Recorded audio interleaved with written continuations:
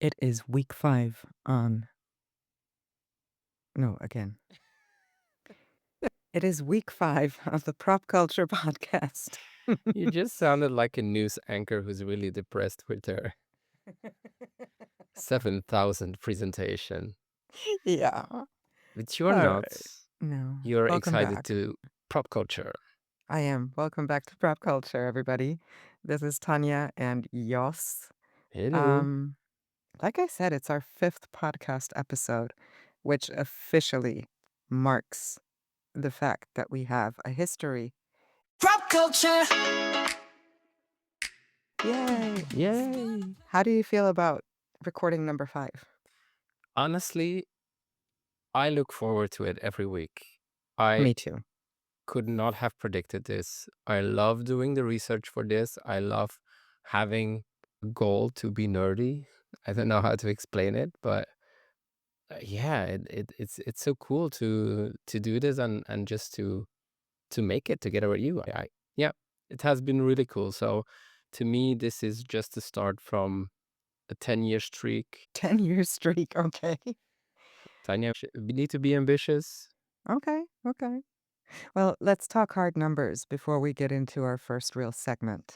I wanted to give you a little bit something to work with to cement your goals for the next couple of weeks and months ahead. So we've been streamed 140 times since our inception, just Not 5 bad. weeks ago. Our audience size is 37. That is people who have subscribed across platforms. Cute number. No, actually, that's the last 7 days. In the last 7 days, 37 people. And then on average, people we have listening to each episode is 47. I think that's pretty cool. What is not factored in here is the non-podcast platform, YouTube, that lives on a different spectrum, obviously. So our channel got 60 views in the last 28 days as of today. Sorry, but I'm mind blown again. For a lot of people, these numbers will be underwhelming, but for me, that's just really cool. It And do is. you have any idea how long people listen? Like, do they just tune in and after 10 seconds they're like, no, we're not gonna listen to this bullshit? No, no, no, no, no, no, no. So the average view for the first episode on YouTube was 5 minutes and 18 seconds. The second one was 10 minutes and Okay. 39 seconds. Okay. And then by our third episode, we were up to half an hour, which was almost half of the podcast. Yeah, this is because they listen to Bill. Exactly. Yeah. Yeah. I think that's pretty neat in my books. Obviously, there's a lot more to these statistics. Overall, episode 3 has had the most amount of views, but I'm not surprised by that because everybody wanted to hear what Bill had to say. And we've been getting some nice feedback through our different social media channels, etc. People are submitting content ideas. And yeah, I guess that's all we can ask for. I mean, we're super young as a podcast. We didn't do any ads or whatever. So this is all organic growth, and I am absolutely fine with it because to me, this is also the time where we practice, right? Yes. And we love growth. We love organic growth Yeah. because we're pan people. Was a Right. pun? All Okay. right, let's get into today's episode. Yes. Spilling the plenty.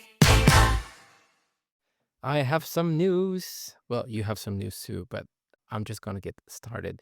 The first one might not be really happy news, but it is something that was picked up by some media. I saw it on a few websites actually, and it was something that happened in the US. So I'm just gonna ask you first a question because to me, something felt a bit strange to my European ears. It was some news about homeowners association. Now I know we have something similar in Europe where you're in a like a housing unit or an apartment. There are some rules that you need to abide to, and there might be an organization that says you can not leave out trash, for instance, etc., etc. But is it a lot bigger in the US? I guess so. Is it, or is it like an entity? Is something like homeowners association? Is that So, what you're talking about in Europe are generally municipal guidelines, etc., that you need to follow, right? and a lot of that stuff is regulated through the municipalities. And in the US, it's more you can have, like, a c I don't wanna call it a compound because that sounds wrong, but you have, like, a housing area, like, Lakewood Villages is down the road from here, or it's usually, like, one big street, and then it has a couple of branches to it, and all of that is Mhm. maintained by one it's not a company, it's an association, and that makes basically the rules for the entire small community, if you will. It can be very annoying depending on who is on the board of your HOA, and sometimes they have really weird rules, Yeah, like well, so this happened to a person who has an account on Reddit called mhm, the Botanist. So he told his story about moving to a new quiet neighborhood, moving from a big city into a quiet neighborhood. He thought, this is the place where I want to settle with my son, I think. And so he has been a botanist and a collector of succulents for over 20 years. mhm. And he in his new house, he saw the opportunities to set out his collection in the front patio area. So he set up displaying his lifelong collection of succulents, aloes, agaves, so nicely presented. After a few days he did that, he got an email from the homeowners association saying that he had too many plants. I have no idea what too many plants means, so sounds weird to me. So the violation just said that he had too many plants, but after he responded to the email saying that with a full breakdown of the species he had and explaining that they barely used any water because they're succulents compared to fruit trees or vegetables that some of his neighbors had. 2 days later, a gardener worked in the, I guess, communal areas of that housing district and actually destroyed his complete collection. So he came home to find his collection hacked apart. Of course, he was shocked by it and furious, so he contacted the homeowners association. They responded that the gardener misunderstood the assignment, but then after tried to claim that the space outside the door was a community property, it wasn't. But even if it was destroying somebody's collection, I don't know. Oh my After goodness. another incident, he moved out. He now moved into another place where he doesn't have any issues with the homeowners association. It's really difficult to pronounce. That's why we Homeowners call it HOA. Association. HOA. Yeah. Okay. So by November 16th, he updated his post saying, I am now sending a demand letter and will take them to small claims after a lot of the Reddit users urged him to do. He was not planning to do so. But there was a lot of responses from Reddit users saying that he should not leave it like this, or the HOA will bully other people in the neighborhood. Did they all justify their claim? Like, what does too many plants mean? What regard? It didn't say in the message. Okay. It didn't even specify what too many was. They just said Jesus too Christ. many. Just I'm happy I imagine don't have to deal with collecting that. collecting plants for 20 years, being proud of your collection, and then coming home one day to see it all Jesus, trashed. I would have gone, oh my gosh, somebody would have gotten hurt. I know you, and you're not lying when you say that. Yeah. Oh my gosh, like, I don't understand why people have to be such assholes, I'm sorry. I mean, even if they had their good reasons, then please, for heaven's sake, spell it out, you know? And then that gardener, he needs to find a new job. Like, he didn't understand the assignment? What the heck? Yeah, I think that's bullshit. I also read that there was like a fire in the neighborhood a few weeks later, and then he found that same gardener blowing around um, old leaves or something like that, and he said to him that don't do that. That's a fire hazard. And the gardener said, "Yeah, I know, but I was told to do so." Oh my So goodness. that was the reason he moved out. That is insane. But Oh, there's so many things you wrong with can this. imagine like a major Karen being the head of that HOA, right? And I don't Totally. I don't want to be sexist. Karen can be a guy too, but Yeah. like just uh Oh my goodness. everything needs to be neat and not too many plants. Everybody needs two plants symmetrically. Like, oh, that's people who hate like diversity or yeah. Anyways, we're getting political here, but God, I would be so frustrated. Yeah. All right, let's get on to the next news because we're getting frustrated. Yes. On behalf of that gentleman. Oh god, I hope he can recover his collection. Ah, what do we have next? Um, there was a paper by a Dr. Saparshi Day, who has a PhD in environmental technology and sustainability out of the University of Delhi. It was published in October this year, and he coined a new term, and we think it's quite funny. Let's discuss it. The term is phytokleptomaniac. And Okay. of course, we all know what a kleptomaniac is. Yeah. And for those who don't, it's a person that has a compulsive desire to steal for no reason. But the phytokleptomaniac, do you know any phytokleptomaniacs in your life? Well, the question is it really, is it only about stealing or is it also about collecting? Like Well, in what? according to this gentleman, it's also about collecting. So, like the rundown is a phytokleptomaniac is a person who exhibits a compulsive fascination or irresistible urge to collect or steal plants, particularly ornamental or rare species, often driven by a deep emotional or aesthetic attachment to flora. No.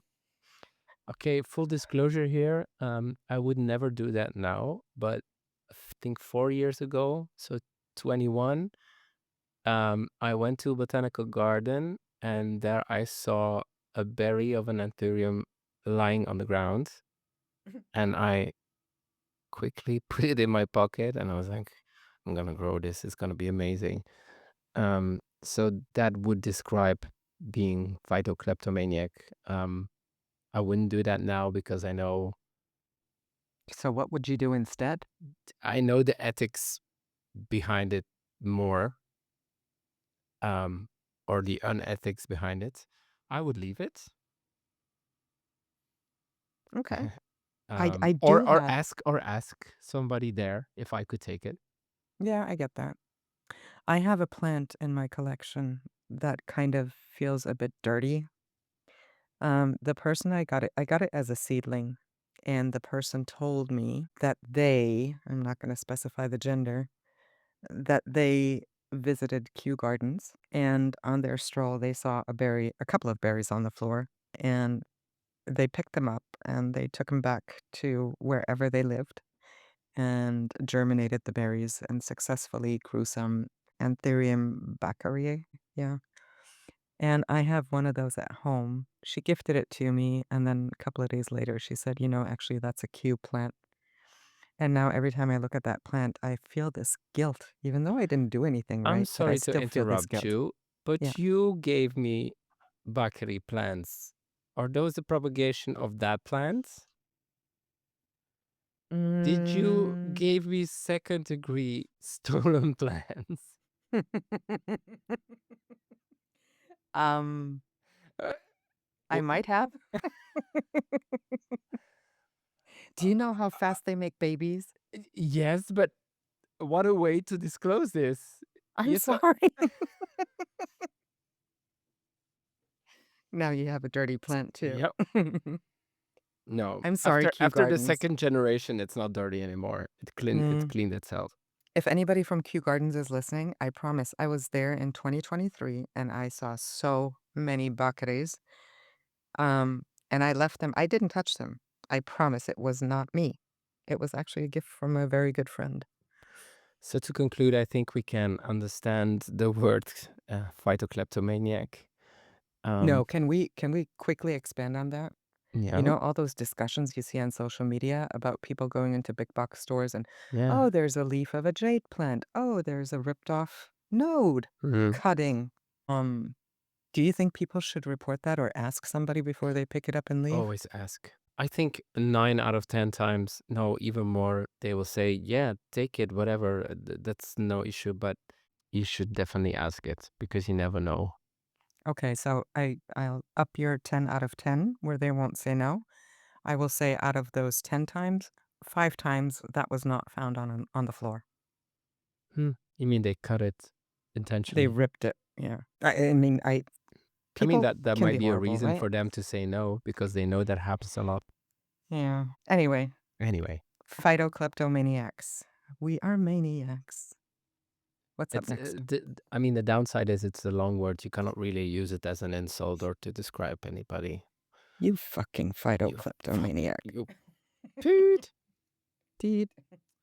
Okay, I have one more news. It dates from the beginning of September, I think. It was an article by Catherine Burzak, and it was also published in ResearchGate.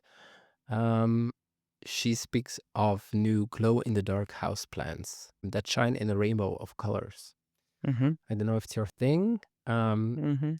but before I go into the specific research published there, I want to take you back a bit. So the idea of making glowing plants has actually captivated scientists since the 1980s. We've even seen mice that glow in the dark. There's a fascination with things glowing in the dark. And they actually already created quite some plants that glow in the dark. Um, the difference is they did that by inserting a gene from either another plant or by a firefly into a plant, which then creates the bioluminescence. I thought there's Um, an algae that does that by nature. no, I think that's the bacteria Oh, okay. you're referring to. But yeah, there are different bioluminescent species in nature. And what they usually did or do is take or identify that gene and then create a GMO plant that has that bioluminescence. Genetically modified organism. Yeah. So that has been done before. The big downside, of course, is that it's a GMO. So there's always Well, some risk. GMO isn't always bad. No, no, definitely not. But it is bad, as in commercially, that's a liability because a lot of people oppose. There's a lot of rules for GMO. Mhm. So, yeah. So the difference here is that they created some succulents that are being injected with tiny phosphor particles. So there's many benefits to it. One being that they can inject phosphor typed particles that can produce many different colors of bioluminescence. When you insert like a gene that will be one color, usually green or blue, but now they have like all the rainbow colors glow in the dark. I will show you picture in a second. Um, and also it's not a GMO, so it's a transient expression of these phosphor particles. Mhm. Now the downside is that it doesn't last, so it gets injected in the plant, and then they say it lasted as long as 120 minutes after exposing the plant. So that will be 2 hours. That's not And even enough to make it on a retail shelf, even if Costa Farms got yeah, yeah. involved. That's not what the article was about, that they have already a plant that's viable Yeah, for sale. But they do report that they can expose the plant again and again, trigger it again and again over the 10 days of the study they did. And that that the cost feels of dirty. materials is about 10 yuan, which is about 1.4 US dollars. They are also experimenting with injecting smaller particles or smaller doses that would make the bioluminescence last longer. But the Mhm. downside is then that it is less bioluminescence or less strong emittent Mhm. light. So yeah. Oh yeah, the plant that they are using, by the way, is a succulent called Echevaria. So it's a common house plant with Mhm. dense rosettes. And then to conclude, Keith Wood, the chief executive of Lightbio, that's the company, says, yeah, it's not clear how these particles affect the health of the plants over their lifespan. So that's also something that they need to figure out. So They As are long as they far don't do that to wild plants. yeah, yeah. God Yeah, knows what that they are does they to. are very far away from having something that's commercially viable. But let me show you a picture. It does.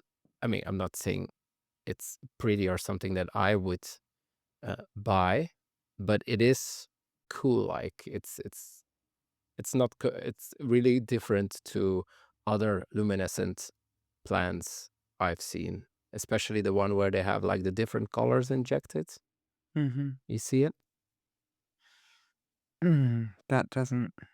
Yeah, it's it's kitsch. I mean, it It's could not also even be a kitsch. plastic. It could be a plastic plant too, but Yeah, on one exactly, just side, use.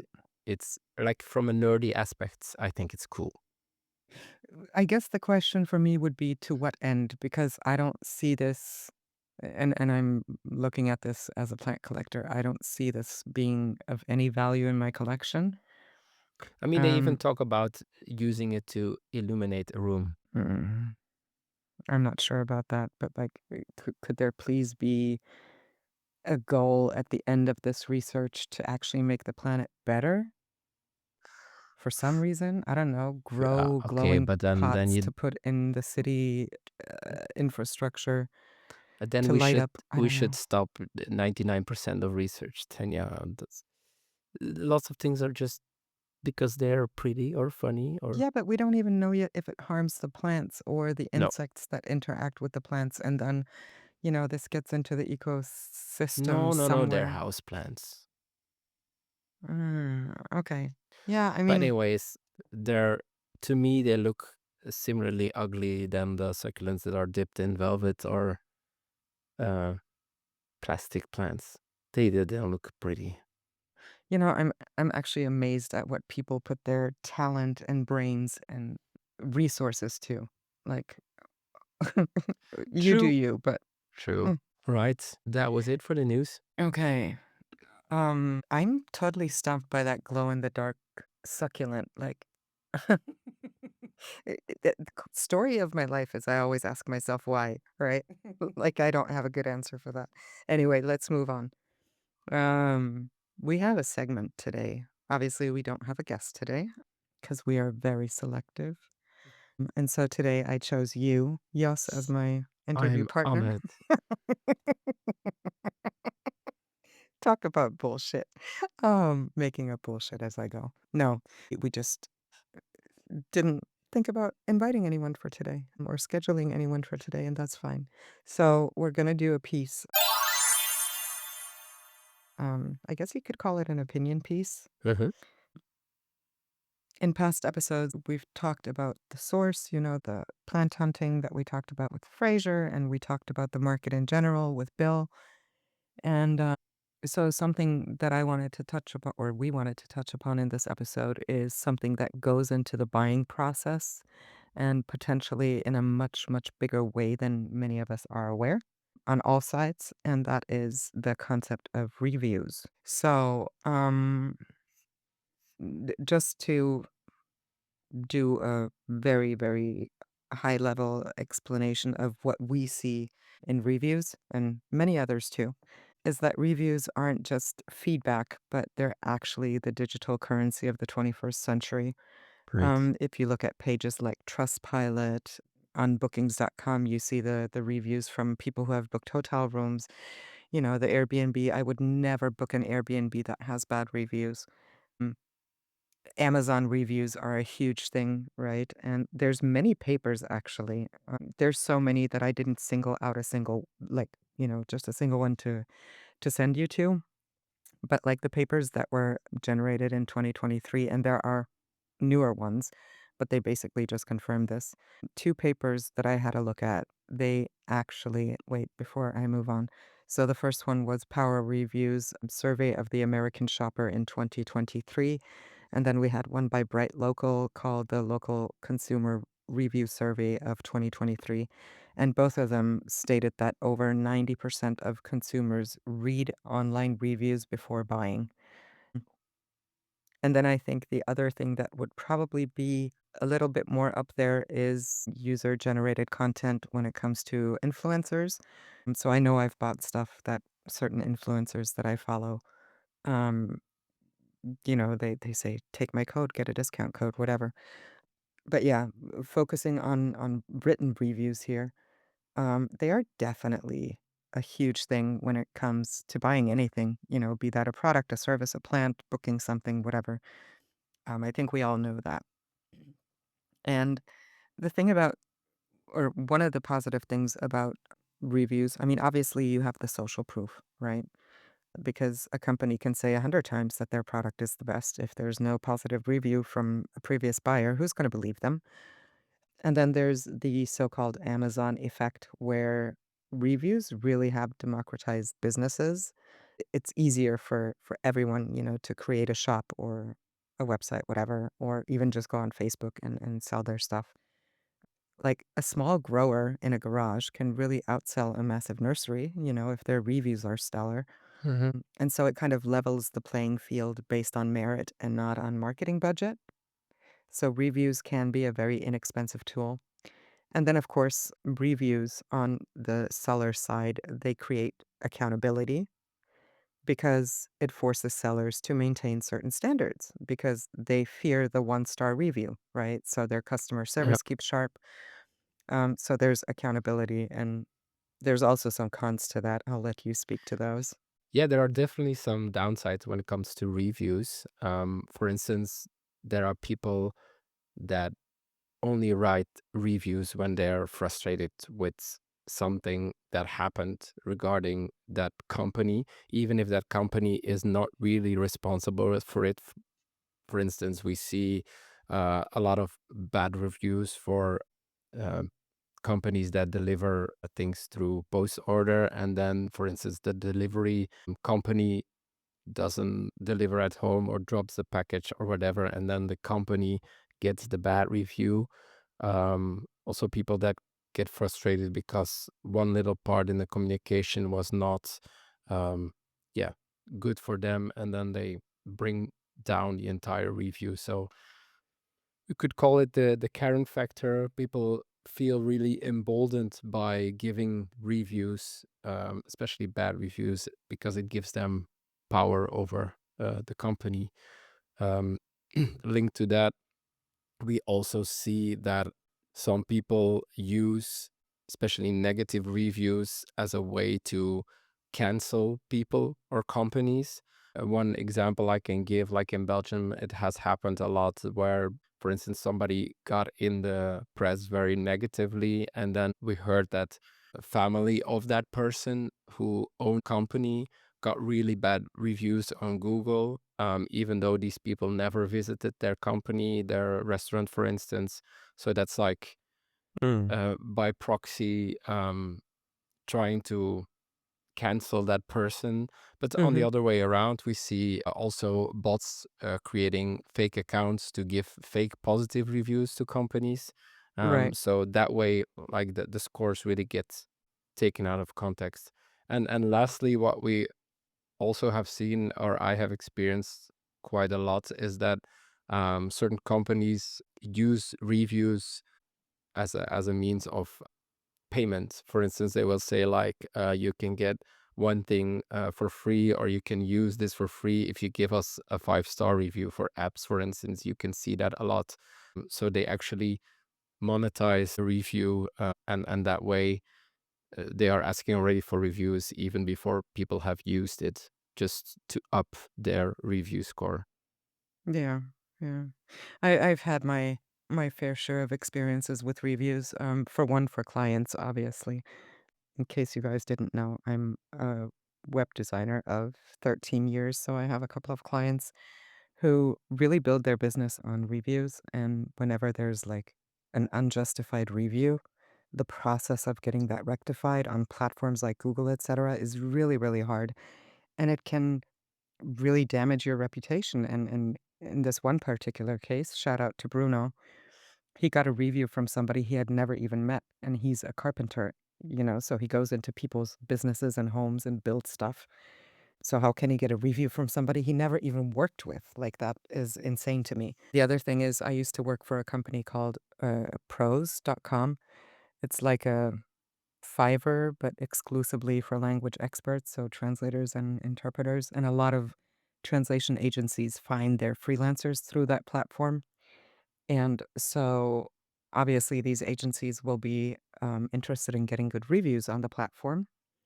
And when they sometimes don't pay, then translators will leave bad reviews. And I have seen cases myself where the agencies basically threaten the translator if they don't take down their negative review, they will never pay them or make sure that they're blacklisted in the like secret blacklists that they have among agencies.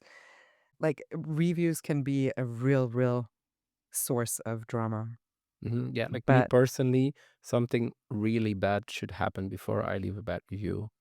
Like, mm, uh, usually I only write good reviews. A bad review would be me being treated very poorly, me addressing it, and then still them being really bad attitude about it. Then I would be like, okay, that's my do you also differentiate between the product and the actual seller?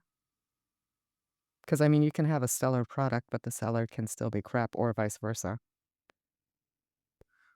the review is always going to be about the way I am treated as a customer. Right. Right.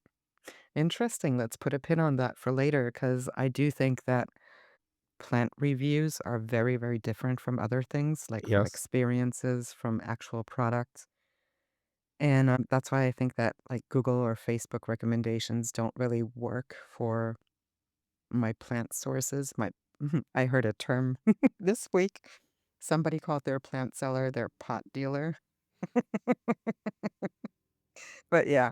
So and I guess there's several layers to that because plants are perishable, right? You can write a review for a toaster, it toasts or it doesn't. A review for a plant involves, did it arrive alive? Were the roots healthy? Did the plant have pests? Was the packaging winterproof, etc.? And then, as with so many other reviews, and I guess it's the same for us here in the plant space, there's the issue of subjectivity. Like plant quality to me means something totally different than it does to Hmm. you. Hmm. Well, maybe not in our case, but to the next collector. So to a novice, a cosmetic leaf blemish, is going to be a disaster. They're going to be like, but the photo on the web shop showed 3 leaves and I only got 2 leaves that are nice. And the third one is like, it has a Exactly. bend in it. Hmm? Exactly. It brings back memories from when I was an end Okay, user he's having seller. heart palpitations here. Yeah, but to me as a collector, that is completely irrelevant. Like I don't care with most plants if all the leaves fall off or get damaged in the packaging. What I care about is the base of the plant and a healthy root system and no pests. So yeah, different things mean different things to different collectors. And then you have the middleman problem, right? In our industry, packaging is actually a lot more important than it is in the product price itself. I mean, I can have the best plant, but if you pack it in a loose box, and I've had that happen, and it arrives a salad, I mean, what are we gonna win here? So, standard reviews often lump packaging and item quality together, and I think that's where plant reviews are just inherently different from other Yep, product reviews. I agree.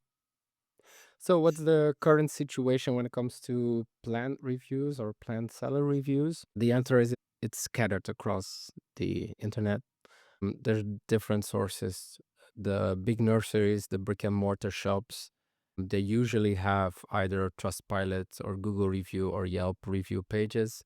Um, I don't know how easily people find their way to reviewing those shops there, especially like online shops. I don't think people will quickly go to a Trustpilot to give the review about it. I think most reviews today happen in either Facebook groups or Reddit posts. I know there are Facebook groups that are dedicated to reviewing sellers. They're really just posts, what do we feel about this one, and then people responding. Yeah, but again, it's not really easy to search in there or to find information in there. And I also found some specific web pages that then list out, for instance, these are the top 20 online retailers of plants that you should buy from, but that's already objective and subjective and edited by the person who created that website. And God So, knows what they got paid for saying that, right? yeah, I mean, Potentially. yeah. that there's usually a reason for them to creating those lists. That's definitely true. So So, the current situation, not easy to find information. so is there a solution to that? And I know this sounds like a plug, but it's not. We really just wanted to touch upon um, It is a bit, Tanya, and you know why? by Because nature. yeah, Well, because we saw a problem and exactly. we wanted to fix it. Exactly. And so we have this idea of how the perfect plant review should work, and we've implemented that into plant provenance. And the fun part is, or the funny thing is, the reviews weren't even a part of the idea from the beginning.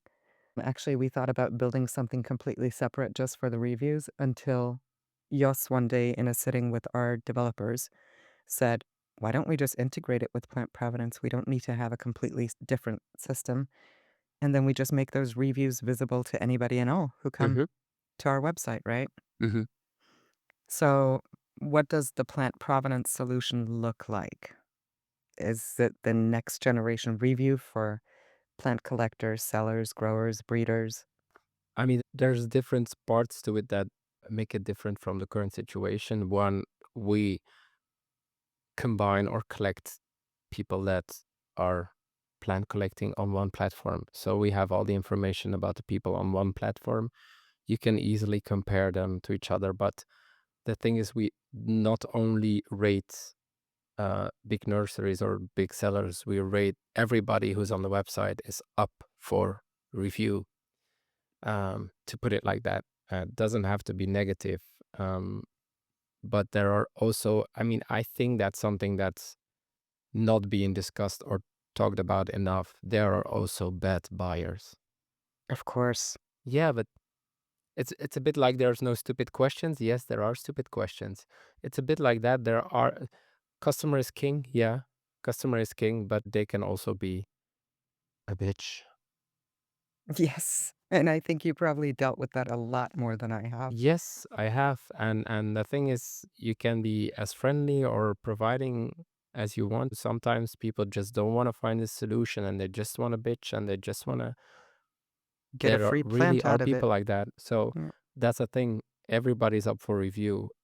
Everything is open. Everyone can read everything. You can always respond to your reviews. You can report them if there are bots or just people trying to slander you. So there's really a lot of options to make sure that everything is as open and liberal as possible.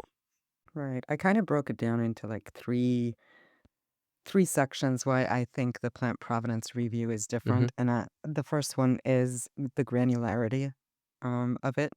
So when you rate somebody, you rate them on their communication, you rate them on their pricing, you rate them on their plant quality and on their packaging quality. And the reason why that matters is that a seller might be expensive on price. He might just get 3 stars on price, but then he has bulletproof packaging, gets a big 5 star on the packaging, and that granularity can help collectors select their partner in the trade or the purchase, whatever, based on things that are important to them. Um, and then the second thing, obviously, is the contextual verification, meaning that you can say in your review, have you actually purchased from this person and when did you purchase from them? Right? Number one, it kills the fake review game because you can actually verify that you purchased from this person. Viewers can see when this happened. For instance, was it a winter shipping? So if I give you a bad review Hmm. because the plant arrived with frost damage, then I can see, okay, it was bad packaging in winter. But that might not affect me if I order from this person in summer, Hmm. right? And then the last one, and this is something you fought hard for with our developers. I thought it was funny at the beginning, but now I really love that feature is that we've built in a community consensus where anybody who's registered on the platform can agree with a certain review. To me, that's kind of a game changer because it gamifies trust.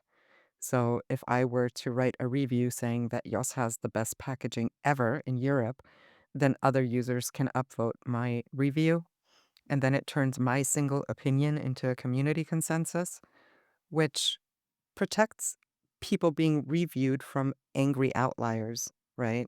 Like from the Karens, because if a Karen gives you a review and nobody agrees with that, then how much weight does that review really have? Yeah.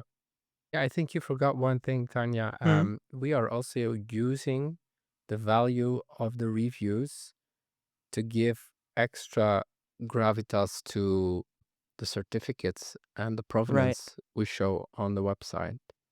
Yeah. Um, if you get an overview of where the plant comes from, a certificate that it came from that person and that person and that person, and you can see on the website they all have stellar reviews, Hmm. you can be pretty sure that everything in that line is top notch. Right. If you got it lined down from somebody who has all one-star reviews saying they they lied about provenance, they whatever, blah blah blah, then the value of that certificate is also diminished. Yeah. So the idea of us really was like, we don't want to bring all the information out so people can make informed decisions for themselves. And Hmm. to us, open reviews are part of that informed decision. Yeah. I mean, I could throw a theory out there that because we have this open system that we're going to attract the best of the community. So I guess that's something that speaks for plant provenance, because people who are shady probably won't want to have themselves scrutinized like that in front of the plant community. But obviously now the number of users is still very small. We haven't really marketed the platform. But I think a year from now, when we have thousands of users, those reviews are going to be instrumental for both sides, the buyer or trader and the person from whom the plant came. And I'm really looking forward what we can do with that data I agree. for the community. Yep. Let's get on to the next segments. Are you ready for some information? Oh, yeah. Um, I did a little bit of research regarding one of the cultivars that's been going the rounds in the plant community. Mm. It's called Monstera Burle Marx Flame. Hmm. Does it ring any bell? Of course. Of course. That was the first plant I added on my profile in Plant Provenance. Oh, well, there you go. I don't know if you know it, but there is some enigma surrounding Burle Marx Flame. Um, Yes. Nobody knows its origins for sure. What we do know is that it's named after Roberto Burle Marx, who Mhm. lived from 1909 to 1994. And he was an influential Brazilian landscape architect, Mhm. plant lover.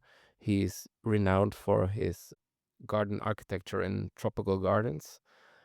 So the plant was found um, on his estate in the Rio de Janeiro gardens in his collection. So that's where it got its name from. But when first introduced in the hobby in 2020, people knew nothing about it except the fact that it came from that garden. It was not found in the wilds. There were no descriptions, there was no legacy to it. So it was really enigma. And to spoil a bit, we still don't know. The plant has been compared to and confused with Monstera di la Serata. Mhm. I think at the start of the introduction, it was usually introduced like that. Also, Monstera deliciosa variant Seriana was also used as a name for the plant. But since it has not been publicly described, it is at the moment being treated as a cultivar in trade. So again, we know that it existed in the collection of Roberto Burle Marx, but then at the moment it also grows outside his collection. You can see it growing in some regions of Brazil, but moreover, we see it in plant collections across the world now. The consensus or the latest, how do you say it, the latest people that have information about it all point to it being actually a mutation of Monstera deliciosa. The plant has been seen flowering, and the flowers Pedex, they are basically identical to Monstera deliciosa. Mm, It might also be a hybrid of Monstera showing inflorescences that look really similar to Monstera deliciosa. But the latest information about it is it being a variant of Monstera deliciosa. One way of ruling out that it's a hybrid would be to self-pollinate it, create berries, and grow these plants and seeing if there's variation in there. Because if it's a hybrid, then the offspring will look different, some showing more traits of the original mother plant and the other of the original father plant. But as far as I know, that has not been done yet. There are no seedlings coined from that. Currently, though, the plant was rare when first introduced, up until about, I think, a year and a half ago in plant Mhm. collecting. But since then, it has been put in TC and grown by large nurseries and has been spread. The the price of the plant has dropped immensely, and it's readily available now for collectors.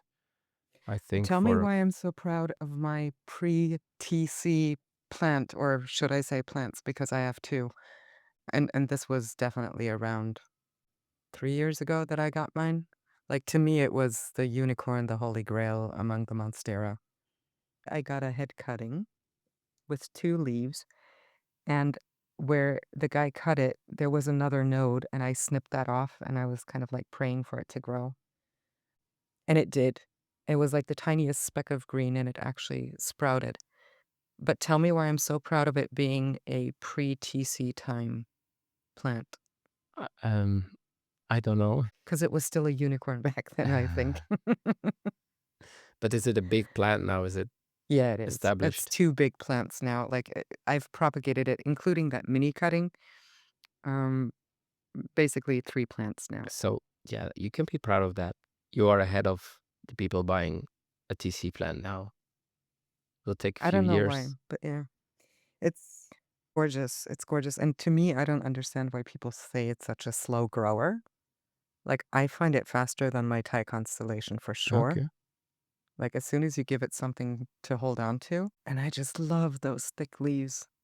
But then you know what really tipped me over last week? I almost had a heart attack. I was following Monstera Stan on his Instagram journey. He's currently in Asia picking up plants that we would consider new. And first he shared a picture of a Burle Marx aurea, which I thought, wow, but I'm not into yellow variegation at all. But Marx flame Orea. Yeah. Yeah.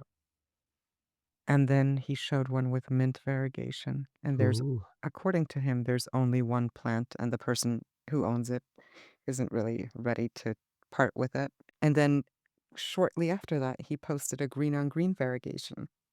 I mean, so if TC has done anything good for this Yeah. plant, then it's the fact that it's now, it exists with different types of variegation. Yeah. And that mint is just so sexy. I do see the attraction of the plant. I think once it gets to a number that I'm willing to pay for it, I'm definitely Yeah. gonna put one in my interior here now. Yeah, it's a beautiful plant, especially when it starts maturing, it gets the claw and then Eh, more splits. It's just it really is beautiful. And what I love about it is that it feels so thick and robust. Like Monstera usually, have a bit of a thicker leaf, but the mhm. Burle Marx Flame is like that's a tough boy. Okay, interesting. Yeah, but it's a Right. shame that we don't really know where it came from. Maybe we can find somebody who can shed light on this, but I kind of doubt it. Maybe someday some notes of Roberto will appear. Speaking of Roberto, I saw a video 2, 3 weeks ago. It was published 2, 3 weeks ago by Summer Rain Oaks. She was at a botanical garden in, was it Connecticut? I'm not quite sure, but of a exhibition that was originally designed by Roberto Burle Marx. And they redid it, and they tried to conserve as much as they could of the original layout, and they did a fantastic job. Like, that greenhouse is so Oh pretty. yeah, I saw it. Oh, I love his gorgeous. design language with Mm. plants. It's wow, Way ahead of his time also. way ahead. Right, let's go to our final segment, my Yay! favorites, because we have a jingle. Weird plants, weird plants. Everybody loves weird plants. Rate that weird plants. This fifth episode, the fourth one, where you get to rate the plants. Mhm. So last time you reset your weirdness score. I did. I'm hoping to go above it. All right. The first one that I want to show you is called Pseudolithos cubiformis. And it Okay. looks like this. First reaction. Does it have herpes? Like, what the heck? Like, is that mm. So what I'm looking at, it looks like a round rock, a huge pebble maybe, in green with veins and blisters all over it. And then it has some kind of flowering spike on it with weird spindly flowers. But the plant itself, I'm gonna guess it's some kind of like a lithops related. Yeah, the name is Pseudolithos Oh, okay, and yeah, then that's cubiformis. So it's all related to rocks. Lithos is rock, and then cubiformis, so cube square formed. yeah. It's a species of succulent native to Somalia. Wow. Yep. So it doesn't have any leaves, and it usually grows cube shaped. There's some other pictures that might O also be interesting because okay, that's where I get the idea of veins from, because it's trying to be a cube form. Yeah. yeah, when it's not flowering, it really looks like a rock. It looks like Like something out of Minecraft or I Roblox. thought this picture was also really cool. Tell me what you think about this. That definitely looks like it has some kind of skin condition. It looks like a Oof. frog. It looks like a frog with a lot of warts Yeah, on it. yeah. Yeah. Okay. Your rating? Oh, that's an odd one. 7? Okay, 7. That's taking Good. into account the incredibly ugly flower. And also, it doesn't look like it matches the rest of the plant. Like, No, it doesn't. It looks like a Hoya flower. yeah. Like, it could be a Hoya flower. Next up, Ceropegia fusca. Looks like this.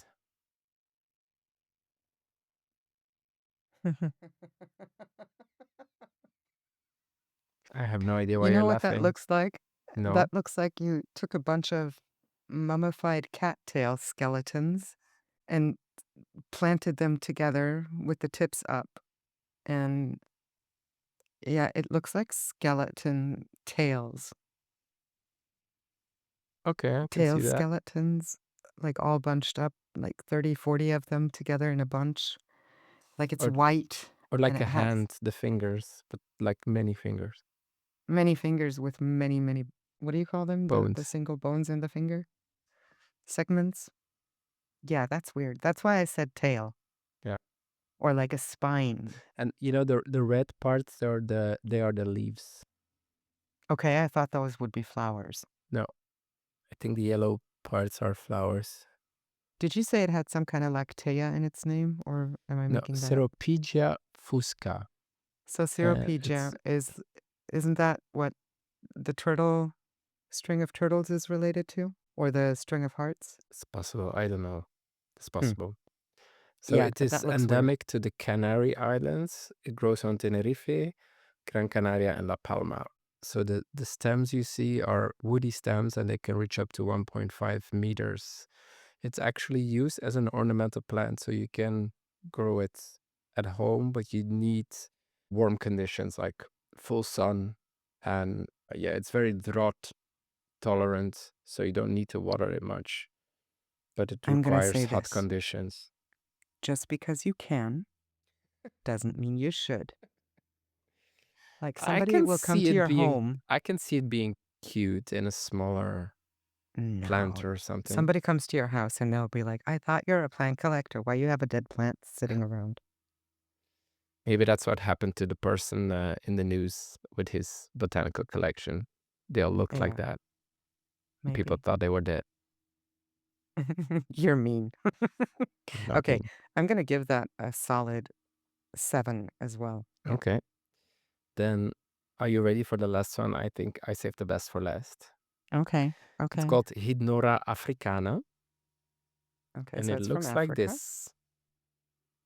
Oh my, ladies and gentlemen, I am looking at a vegan vagina. Peak vagina. Um, well, I have no experience with those, so I wouldn't know. What, you're not vegan? No, no. Okay. What am I looking at? It looks like um some kind of roundish oblong shape coming up from the ground. It's all brown. Like I'm wearing my glasses, but I'm wondering if that brown on the outside. Think of a kiwi, Yeah. okay? It looks like it's hairy. It's a dark brown, like soil brown. But then there's an opening in the front, like a slit, vertical. And there seems to be something like lips, and there seems to be a deeper opening between the slightly opened lips. At some point, they do open up, and then they look like this. Oh So my goodness. the Hydnora africana, Is yeah, that like a plant from some kind of, I don't know, it's a horror plant-themed movie. horror movie, A bit like a horror little shop of porn horrors movie? also. Oh my God. It's a plant from the subfamily and Hydnoraceae is the family. So they are like more primitive plants group, and they are the only angiosperms known to have no leaves or scales and are considered parasites. So they completely depend They on the look like it. host. Yeah, they They look remind me like a it. bit of the plant we talked about last week with Fraser. So the plant grows underground except for the fleshy flower, and when it emerges, it emits an odor of feces to attract Did its you say national fishies? No, no, no. Fish? I said feces. Feces. Oh, Okay. I thought, feces. Yeah. okay, now that would have been just too perfect. But yeah.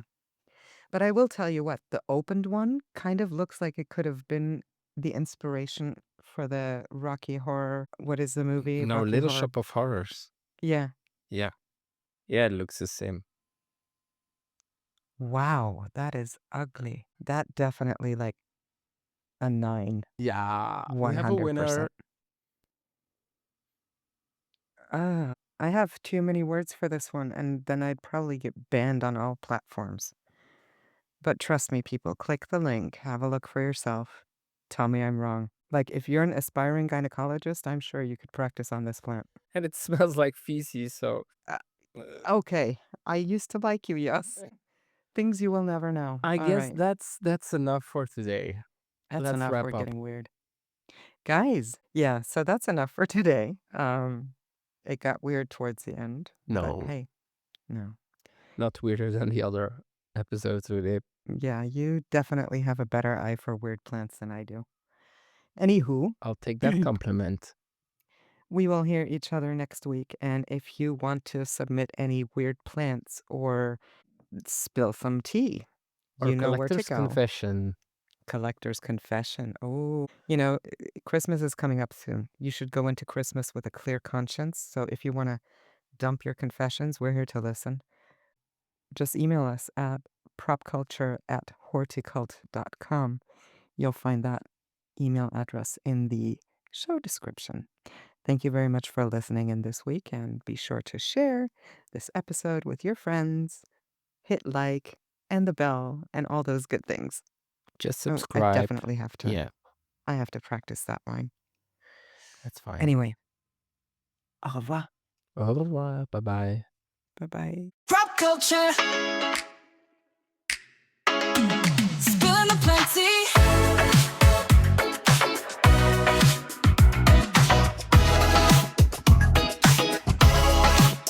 Pop culture,